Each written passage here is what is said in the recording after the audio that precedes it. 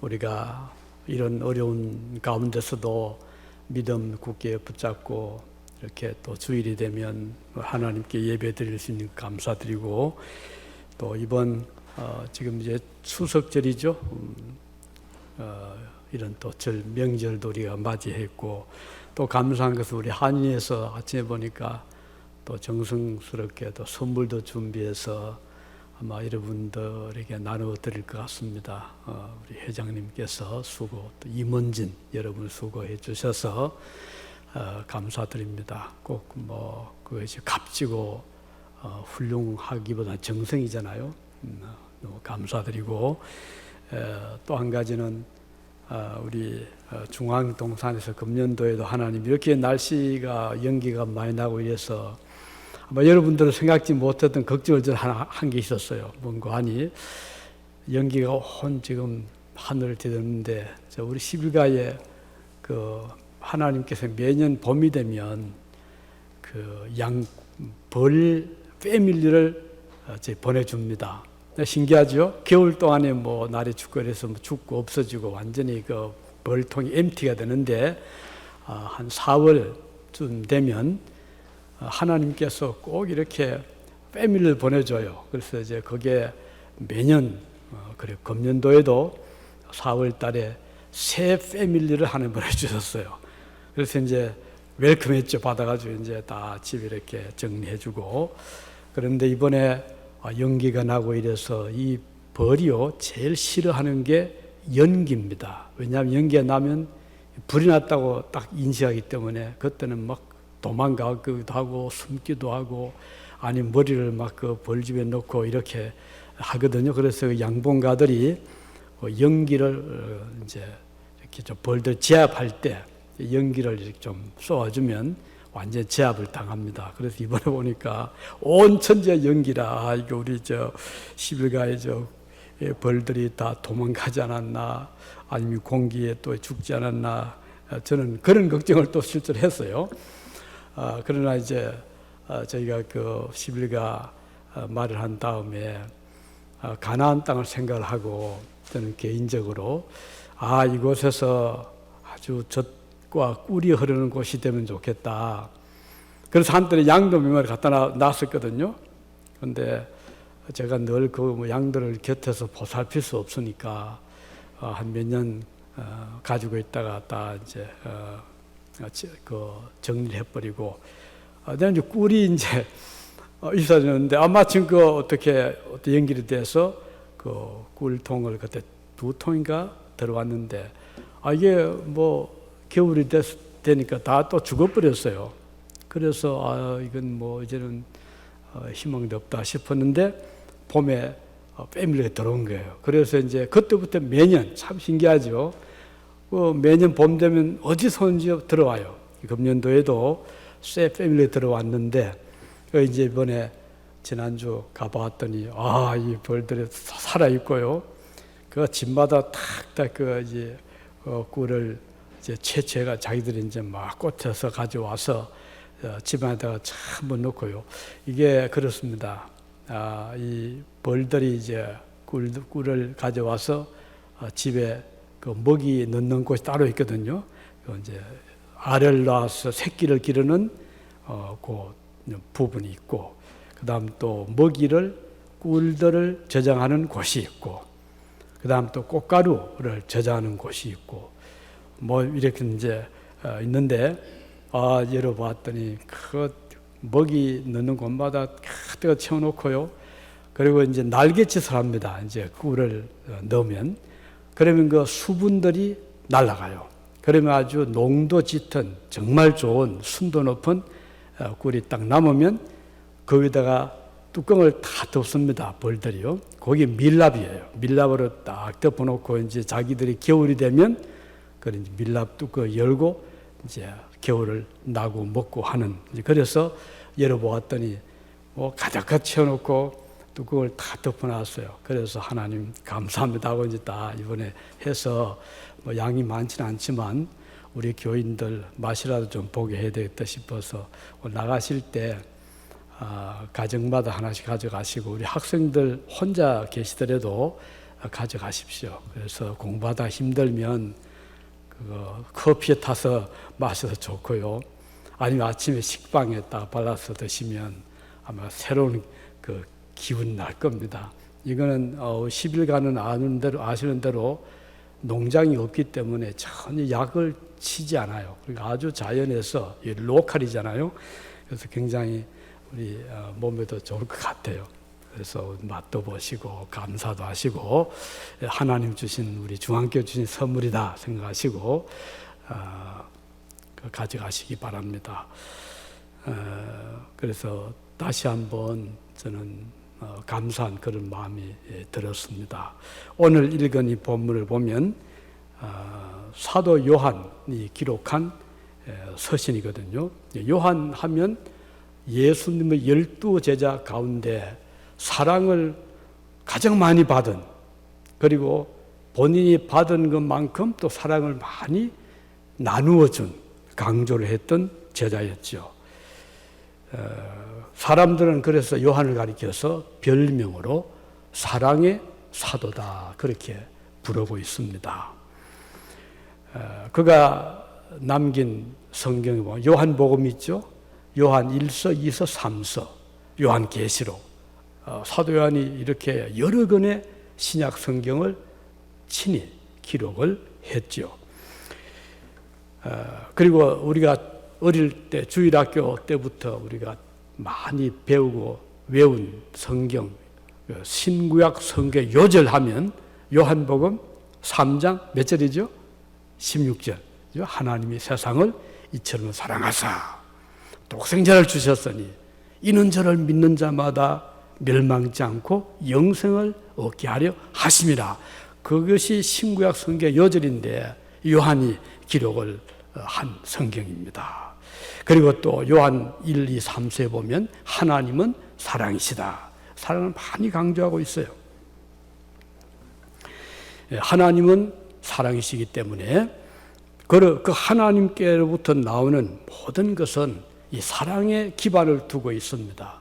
그런데 사랑의 반대는 정오잖아요. 미움, 질투, 시기, 이것은 사탄이 좋아하는 것이고 하나님은 사랑의 성품을 가지신 분입니다. 그래서 하나님이 하시는 모든 일에는 그 사랑이 다 배어 있어요.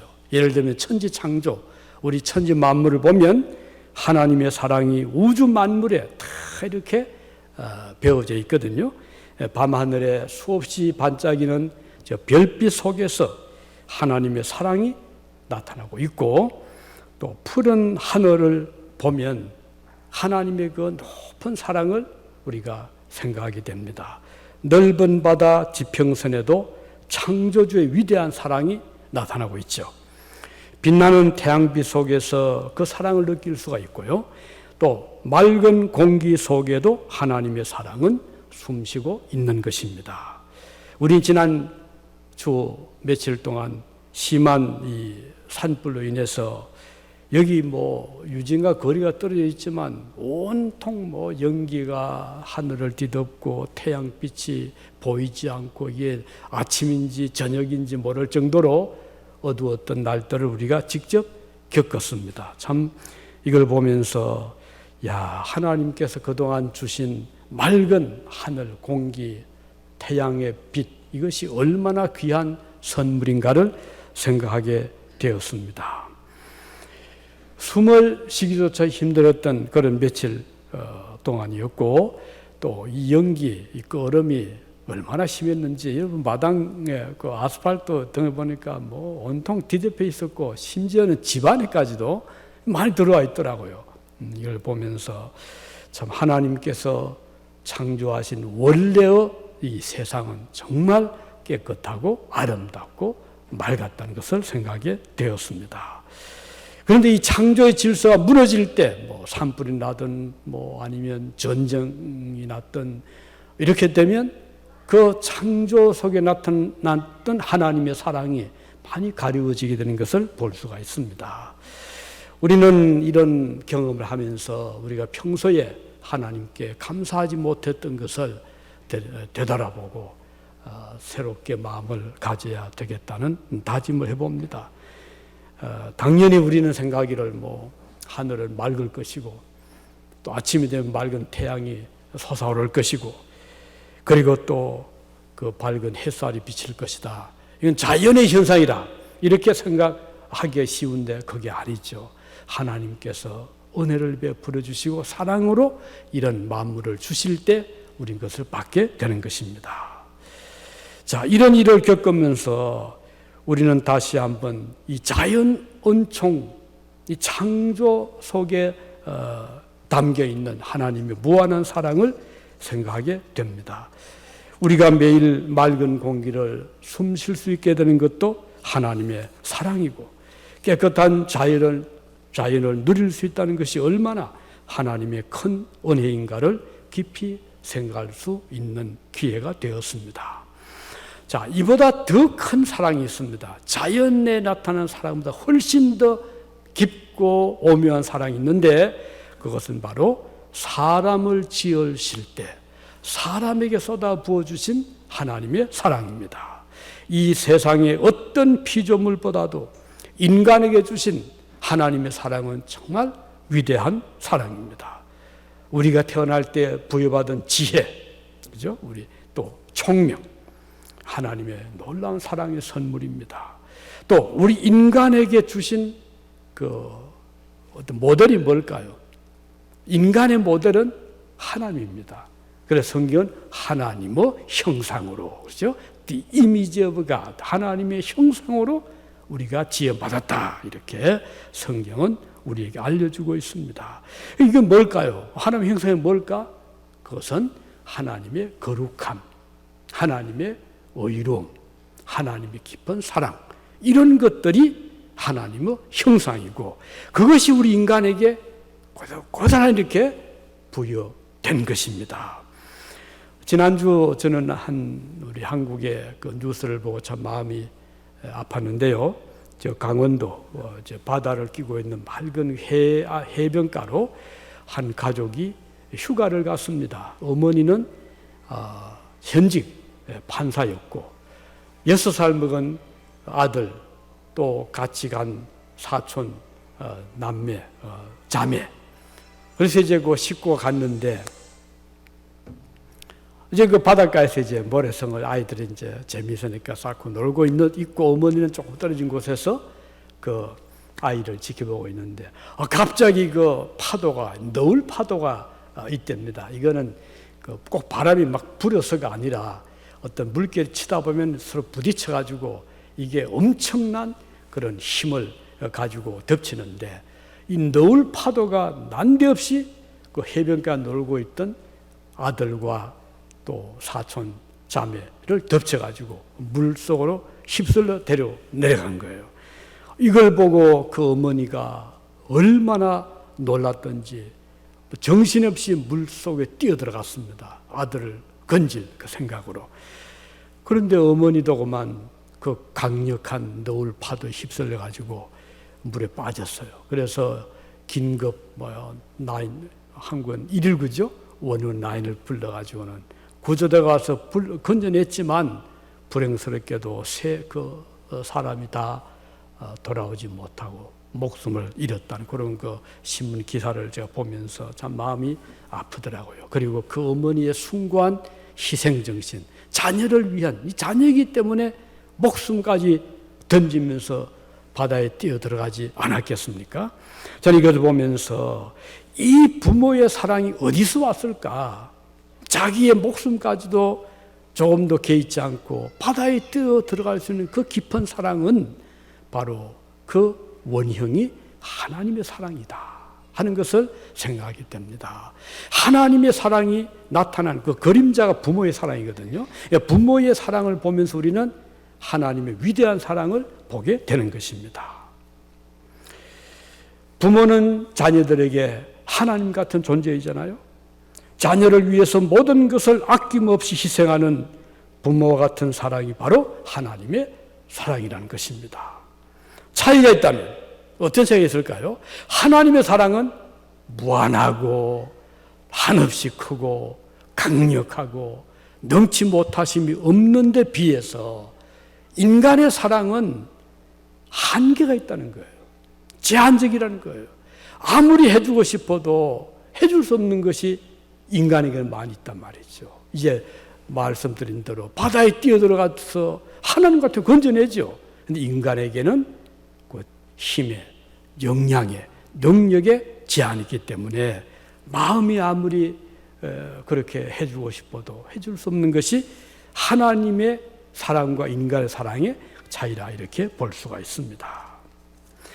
오늘 우리는 이 세상을 살아가면서 거대한 이 파도와 같이 밀려오는 세상의 거친 도전을 우리가 매일같이 받으며 살아가고 있잖아요.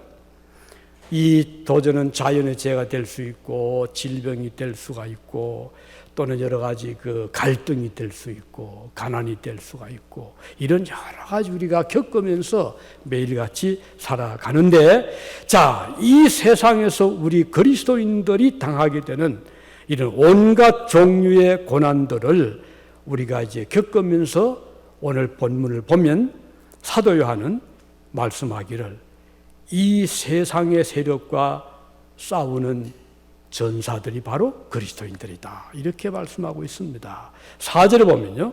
이렇게 기록되어 있죠. 무릇 하나님께로부터 난 자마다 세상을 이기느니라 그랬어요. 4절에. 이긴다 이 말은 영어로 보면 overcome. 그 뜻은 극복한다 이 말이에요. 극복한다 또는 이겨낸다. 그 이 세상은 성도들을 대적하여 세상의 세력이 공격을 해오는 것입니다.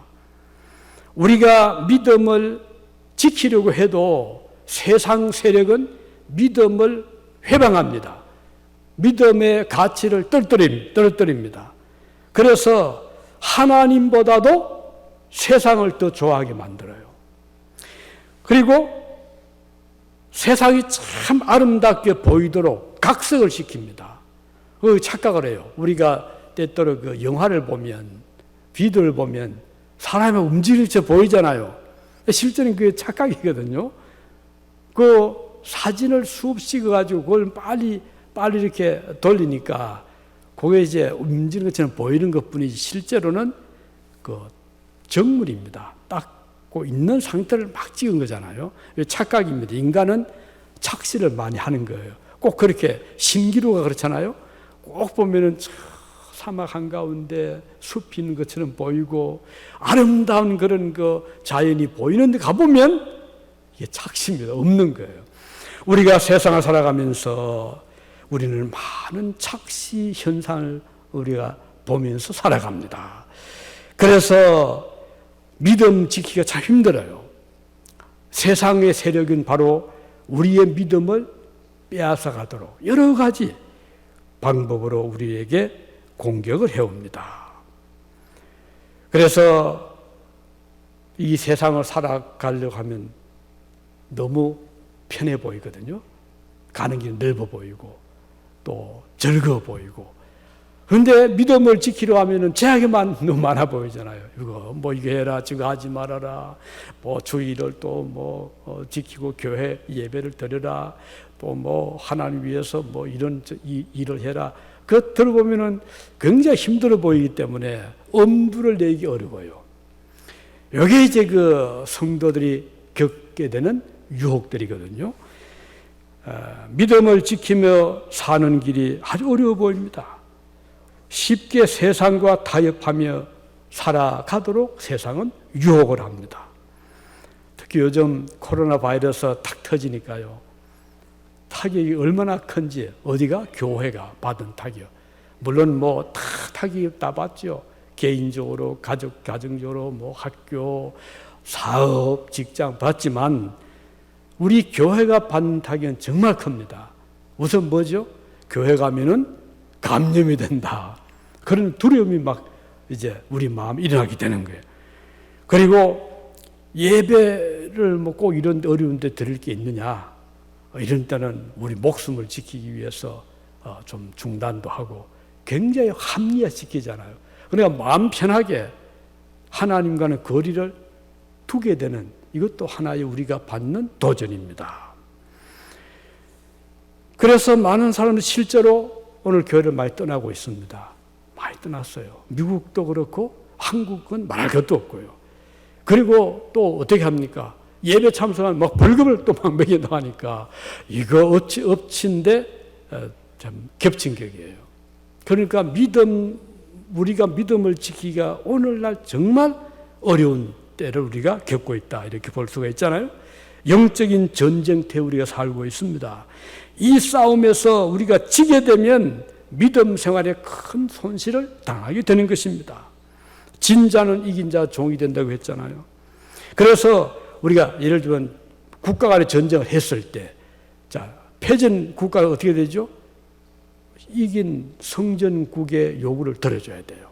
가령 그 땅 내놔라, 땅을 줘야 됩니다. 그래서 1차, 2차 대전을 겪으면서 유럽 지형이 완전히 바뀌었잖아요. 저 네덜란드 땅 다 잃어버렸어요. 어떻게 해요? 힘이 없는데. 지게 되면 빼앗기는 거예요. 땅도 빼앗기고 권리도 빼앗기고 또 전쟁 비용도 물어야 되고 얼마나 힘듭니까? 그래서 이 전쟁에서는 어떻든 이겨야 되는 거죠. 우리가 성도로서 세상과 싸움에서 우리가 지면 안 돼요. 세상이 지게 되면 세상의 요구는 다 우리가 들어줘야 되거든요. 하나님 떠나라면 떠나야 되고 믿음 생활 중단하면 중단해야 되고. 그래서 저 공산국가 보십시오. 교회 다 무너졌잖아요. 믿음 지키려면 죽어야 되니까. 그래서 우리가 어려운 이 세상을 살고 있는데 오늘 요한 사도는 우리의 싸움은 이와 같이 우리가 세상의 세력과 싸운다, 이렇게 말씀하고 있는 것입니다. 무릇 하나님께로부터 난 자는 세상을 이긴다. 이게 이제 우리의 큰 희망입니다. 이 영적인 전쟁이죠. 그리스도인이 세상과 싸움에서 지면 세상을 요구하는 뜻대로 다 들어줘야 돼요. 세상은 어떻습니까? 하나님 나라의 어떤 가치관과 제일 다르잖아요. 그러니까 하나님보다 세상이 더 좋아 보이게 되고 세상에 속한 친구들이 더 가깝고 좋아 보이고 하나님보다도 물질이 더 사랑스러워 보이잖아요. 그리스도인들이 아무리 노력하고 세상의 유혹을 벗어나려고 해도 내 힘, 인간의 힘을 가지고는 이겨낼 그런 능력이 없는 거예요. 왜냐하면 이 세상의 힘이 그리스도인보다 훨씬 더 강하기 때문입니다. 아무리 노력하고 힘을 써도 인간의 노력이나 힘으로는 세상을 이겨낼 수가 없기 때문입니다. 그리스도인들은 항상 영적인 전쟁터에 산다는 사실을 우리는 그래서 잊어서는 안 되는 것이죠. 긴장끈을 놓아서도 안 됩니다. 항상 깨어 있어야 되고 이 세상에는 거대한 적과 적대 세력의 공격의 기회를 찾고 있다는 사실을 우리는 잊어서 안 될 것입니다. 우리 예수께서 제자들 데리고 겟세마네 동산에 올라가셨는데 그때 주님 당부했죠. 시험에 들지 않도록 깨어서 기도해라 그랬어요. 주님은 자신이 그리고 조금 떨어진 곳에 가서 열심히 기도하셨죠. 승리하도록 기도했습니다. 시험에 들지 않도록 기도했습니다. 오늘날도 우리 그리스도인들은 이 세상이라는 넓은 전쟁터에 살고 있다는 것을 잠시도 우리는 잊어서는 안 됩니다. 우리 모든 그리스도인들은 생과 사의 결과를 가져오는 이 아주 중요한 싸움터에 한가운데 서 있다는 사실을 잊지 말기를 바랍니다. 우리 중앙교회도 마찬가지입니다. 영적인 전쟁의 터전 한가운데 서 있다는 이 현실, 이것이 우리의 현실입니다. 우리의 대적은 세상이라는 강력한 세상이라고 하는 그런 세력입니다. 이 세상의 수많은 유혹들이 우리를 삼키기 위하여 우는 사자같이 어르렁거리고 있다는 사실을 우리는 잊어서 안 될 것입니다. 성도들이 방심하기 쉬운 것은 이 세상은 겉으로 보기에 너무나 아름다워 보이고 유순해 보인다는 사실입니다. 마치 유토피아처럼 아름답게 보이잖아요. 전혀 그리스도인들을 대적하는 세력처럼 보이지 않습니다. 마치 그리스도를 유혹했던 사단이 온 천하를 보여주면서 만일 나에게 절하면 천하를 다 주겠다. 얼마나 좋은 그런 제안입니까? 그렇지만 주님은 세 가지 유혹을 다 물리쳤어요. 어떤 유혹이죠? 권세를 주겠다. 세상을 다 주겠다, 온천하를 주겠다, 이런 것 주님이 다 물리쳤습니다. 오늘 우리에게도 이와 비슷한 유혹들이 왜 없겠어요? 매일같이 있잖아요. 그럴 때 우리는 이건 나를 지금 넘어지게 하는 유혹이다 생각하시고 잘 물리칠 수 있게 하기 위해서 우리가 정신을 차리고 영적으로 깨어있길 바랍니다. 자, 그러면 이기는 승리의 비결은 무엇일까? 우리가 이길 수 있는 비결은 우리가 건강에 이긴다 아닙니다.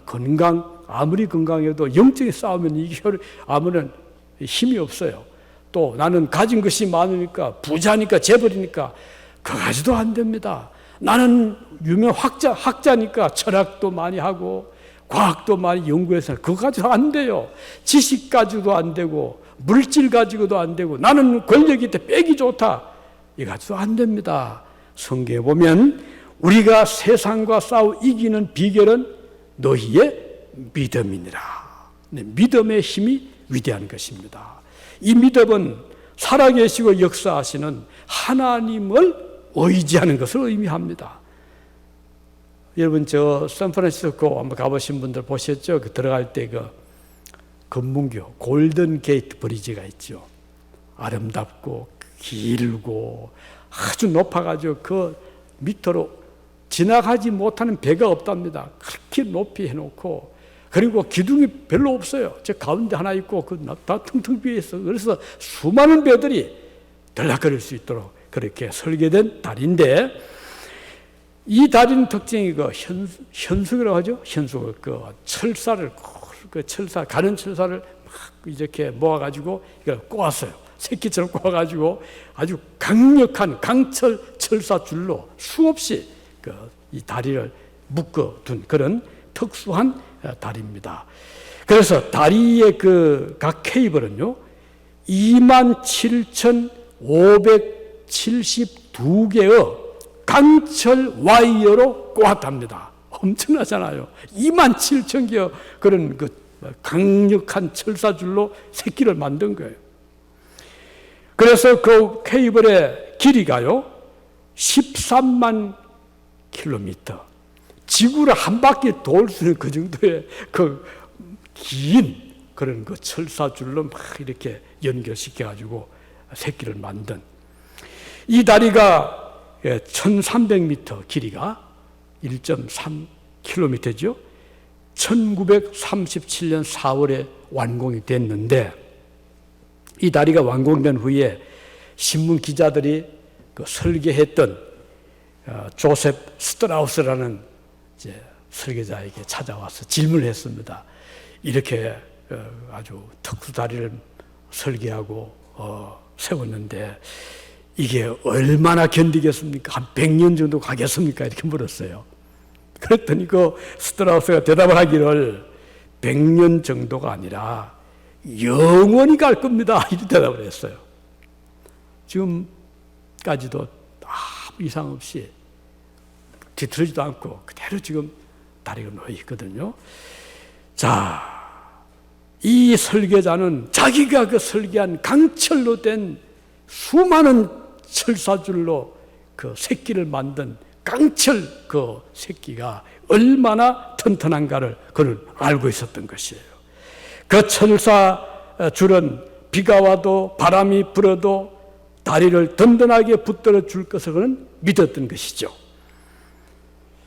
쉽게 끊어질 수 없습니다. 그런데 만일에 좀 약한 그런 끈이 있다 합시다. 이건 쉽게 끊어지죠. 그런데 이 약한 끈이라 하더라도 그 강력한 튼튼한 강철 철사줄에 탁 붙어가지고 쫙 이렇게 연결되어 있으면 끊어지지 않습니다. 이건 어떤 장사도 끊을 수가 없어요. 왜냐하면 든든하게 받쳐주고 있는 강철 철사가 있잖아요. 우리들은 참으로 쉽게 끊어질 수 있는 아주 약한 존재들입니다.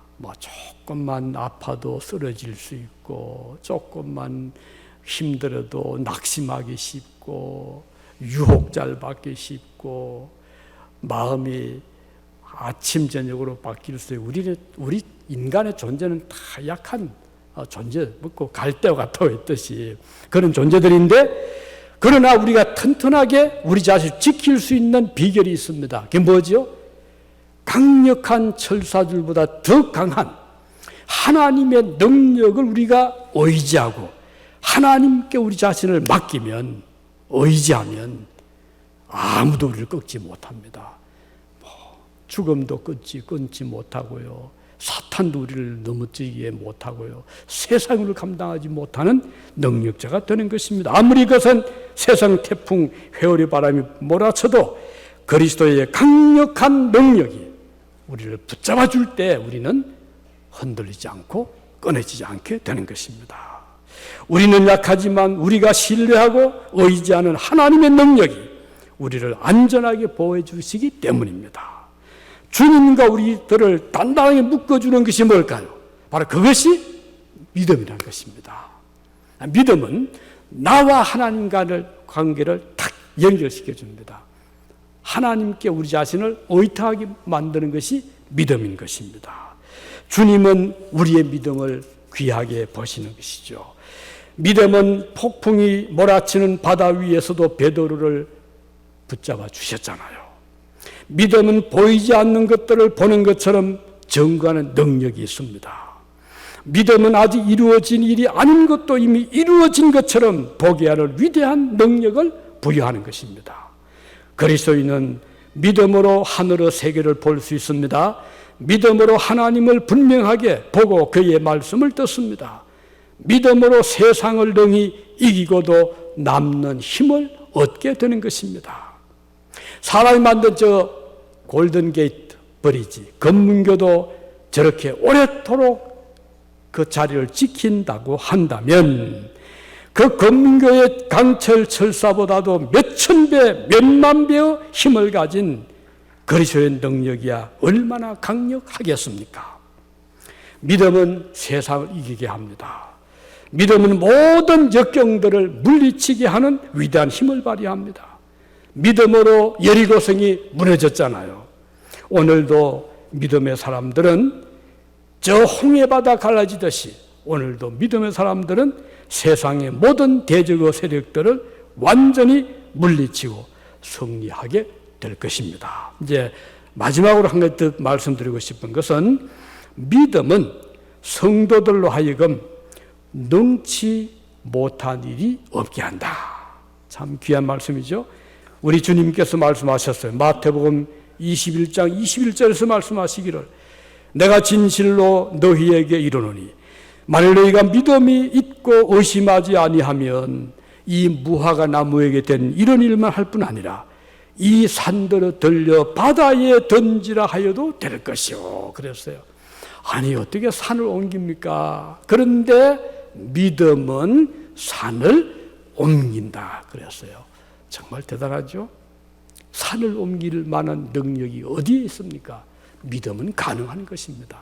이 말씀 어떻게 생각나는지 어릴 때 어떤 부흥사님이 저희 교회 와서 얘기를 하는데 요설교를 하더라고 하면서 어떤 교회 저 어느 시골에 그 어느 날 그 전도사님이 이 설교를 했답니다. 그랬더니 그 교인 하나가 에이 설마 산을 옮길 수 있습니까? 하고 비웃었대요. 그때 전도사님이 기가 차서 저 교인을 어떻게 좀 설득할 수 없을까 기도를 간절히 하고 하나님 어떤 저분이 믿음 생활하면 이 동네가 바뀌어지는데 제 설교를 듣고 저렇게 비웃습니다 하고서 전도사님이 그렇게 기도를 많이 했답니다. 그런데 기적이 일어난 거예요. 난도 오늘 보니까 수많은 그런 중장비가 오더니 그 동네 앞에 산을 막 깎는 거예요. 나중에 알고 봤더니 이게 비행장을 그 옆에 만드는 거예요. 그런데 이 산이 방해되니까 이걸 이제 실제로 그 엄청난 중장비 와가지고 그 산을 없애버렸답니다. 그 얘기를 하면서 워낙 믿지 않으니까 하나님 이렇게 보여주셨다 그런 얘기를 하는데 아주 인상적이었어요. 우리 하나님은 뭐 산 하나 정도 없을 정도겠습니까? 믿음은 능치 못하심 없다 그랬고 산을 옮길 능력도 믿음으로 가능하다. 이렇게 말씀했습니다. 우리 앞에 태산 같은 장애물이 우리의 가는 길을 막는다 하더라도 성도들은 믿음의 강력한 무기가 있지 않습니까? 그 장애물을 밀치고 앞으로 전진하게 될 것입니다. 그 장애물을 여러 가지로 우리가 해석할 수 있죠. 가난이나 장애물이 될 수 있을 것이고, 요즘 같으면 코로나, 전염병, 이로 인해서 자영업자들 또는 직장인들 타격을 많이 받고 있는데, 또 실직자의 문제들, 또 당장 우리가 어떻게 먹고 살 것인가 염려들, 이게 다 우리 앞에는 산 같은 그런 장애물이 될 수 있겠죠. 이때 사람들은 먹을 것이 없는데 돌들로 떡을 만들어 먹으시오 하는 사탄의 유혹을 받을 수 있죠. 그러나 주님께서는 어떻게 했죠? 물리쳤죠. 사람이 떡으로만 살 것이 아니다. 하나님의 입에서 나오는 모든 말씀으로 살 것이라 말씀하셨죠. 우리는 오늘도 우리 앞에 보이는 당장 눈에 보이는 이것 때문에 우리 좌절할 것이 아니죠. 먹을 것만 생긴다면 무슨 일이라도 짓이라도 할 것이라 이것도 유혹일 수 있죠. 하나님은 공중어 새를 먹이시잖아요. 그런데 그 새들이 자기들 먹기 위해서 씨 뿌리는 거 보았습니까? 여기 교회 주변에 다람쥐들이 참 많아요. 다람쥐가 지 먹으려고 농사 짓는 거 보았습니까? 그런데 벌써 이 교회가 여기 우리가 들어온 지가 10년이 훨씬 넘었죠? 10몇 년 되는데 지금까지 다람쥐들이 얼마나 많은지 몰라요. 한 번도 다람쥐들이 씹는 거 못 봤어요. 그런데 가만히 보니까 땅에 떨어지는 수많은 먹을 것들이 있더라고요. 도토리도 주워 모으고 어디선가 호도도 그래서 우리 주변에 보면 도토리 씨가 땅에서 올라와요. 싹이 터요. 호도 싹이 터요. 어디서 올라와 보면 다람쥐들이 어디서 좋아져 사방 묻어놓은 그러고는 겨울 되면 파먹고 있는 거예요. 지금 그걸 보면서 하나님께서 공중어 새를 먹이듯이 하나님께서 저 야생의 수많은 들짐승들을 먹이듯이 하물며 너희일까 보냐. 그렇지. 하나님은 오늘 저와 여러분들을 위해서 아름다운 자연을 만들어 주셨고 그리고 모든 것을 예비해 주셨는데 우리는 얼마나 걱정할 때가 많잖아요. 뭘 먹나 뭘 입나. 우리 주님은 무엇을 입을까 염려하지 말고 무엇을 먹을까 염려하지 말아라. 너희 천부께서 다 알고 계신다라고 말씀을 하셨어요. 우리가 할 일은 주님께 감사하고 하나님을 의지하고 믿음으로 사는 것이 우리의 사명이라는 것입니다. 오늘 이제 이 코로나 바이러스도 우리는 믿습니다. 하나님이 반드시 제압을 하실 겁니다. 미국의 트럼프도 이 병에 걸려서 지금 긴장하고 있지만 우리는 믿습니다. 하나님은 능히 이 병도 제압하실 것이다. 우리는 믿기 때문에 염려하지 않는 것입니다. 걱정하지 않는 것입니다. 주님께 맡기는 것입니다. 우리 교회는 이 믿음을 지키고 있기를 원하는 것입니다. 전염병도 하나님을 신뢰하는 성도들의 믿음을 파괴하지 못함을 우리는 확신하고 있습니다. 우리가 예배를 중단할 수 없죠. 직접 대면 예배도 드릴 뿐 아니라 또 예치 못하면 또 온라인 예배도 있잖아요. 우리는 꼭 이렇게 해야 된다. 우리 그런 주장은 하진 않지만 우리가 중요한 것은 하나님 앞에서 우리 자신들이 예배를 드린다는 것. 꼭 이 사실을 기억하시기 바라고 우리가 이 믿음을 지키기 위해서 지금까지 한 번도 새벽기도 빠지지 않았어요. 계속 예배 드리고 있고 앞으로도 그렇게 하기를 원합니다. 또 우리가 지금 어려운 때지만 경제적으로 또 우리 모임 숫자적으로 많이 줄였지만 우리는 이것 때문에 슬퍼하지도 않고 낙심하지 않습니다. 하나님은 주님 말씀하시죠. 주의 이름으로 내 이름으로 두세 사람이 모인 곳에도 나는 함께 하겠다. 우리 그 약속 믿기 때문에 우리는 숫자에 연연하지 않습니다. 두 사람 모여도 그 바로 교회고 주님이 함께 하시기 때문입니다. 다윗은 이렇게 고백했죠. 시편 73편 25절에서 하늘에서는 주 외에 누가 내게 있으리요. 땅에서는 주밖에 나의 사모할 자가 없나이다. 이렇게 말씀했습니다. 맞습니다. 우리가 사모할 분은 오직 우리 하나님이십니다. 하늘 위에도 하나님이시고 땅 위에서도 우리가 사모할 분은 우리 하나님이시기 때문입니다. 설령 우리 중에 어느 분이 가령 이 병에 감염이 돼서 자리에 눕는다고 하더라도 우리는 주님의 능력을 의지하고 주님께 기도할 것이며 그의 은총을 기다릴 것입니다. 믿음은 능치 못할 일이 없으며 믿음으로 모든 것을 가능하게 하심을 우리는 분명히 알고 있습니다. 우리 하나님이 결코 시건하지 않죠. 시건의 말은 말을 한 것을 다시 먹는다, 삼킨다, 그 뜻이거든요. 즉 약속을 지키지 않는다, 이게 시건입니다.